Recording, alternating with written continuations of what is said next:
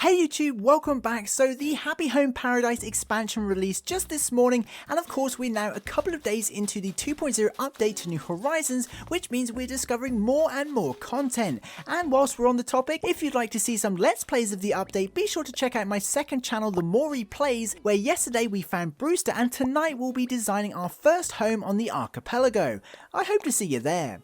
Anyway, one of the most unusual additions to the update that I don't think anyone expected are these glow-in-the-dark radioactive super weeds, which are actually pretty amazing. So I thought it'd be fun to go over these in a bit more detail, break down what they're used for and how you can find them, as well as some of the furniture items they're linked to.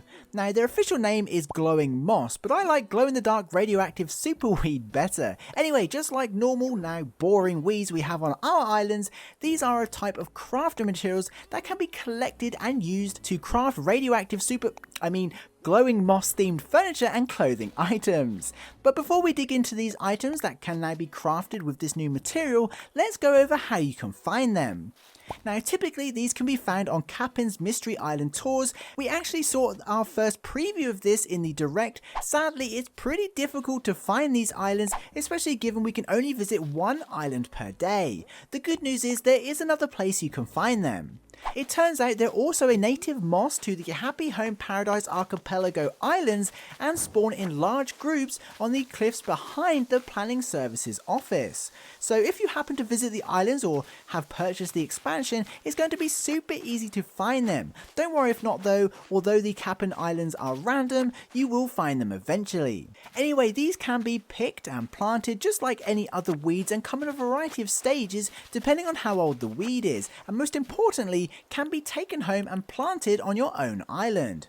However, the coolest thing about the glowing moss materials is that they make for a great decoration, as they literally glow in the dark and let off really pretty spores when you run through them, which I think is an awesome detail. Now, like other materials, there are a bunch of glowing moss DIY recipes associated with them. There still needs to be some research into this, but it seems they're most commonly found on Capin's Island tours inside message bottles. So if you do visit islands every day, make sure you pick up the DIY.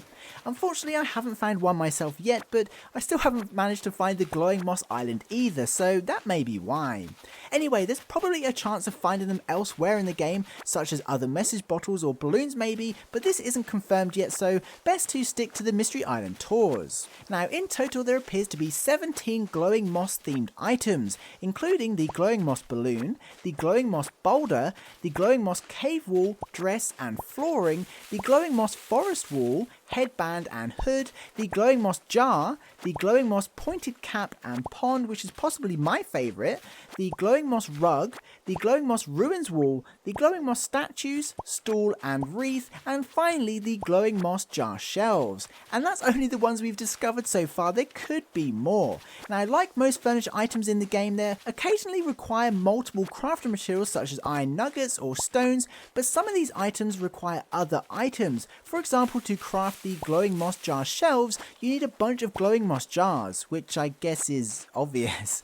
Furthermore, every single one of these glowing moss items can be customized, such as the pond that includes turquoise, green and purple variations. However, others, like the glowing moss jar for example, can be customized into one of 8 unique jar variations, which is pretty impressive. Now of course, with the update only just released and the data mine still underway, there's possibly more to learn about the glowing moss, and maybe we'll even discover more uses or items, but that's pretty much everything we know so far. But what do you think about these glowing moss materials? Will you be using them as decoration, or are you excited to craft some glowing moss furniture items? Be sure to let us know your thoughts in the comments below. Of course, thank you so much to all the patrons and channel members for supporting this content, and until next time, have an amazing day, stay safe, and I'll see you in the next one.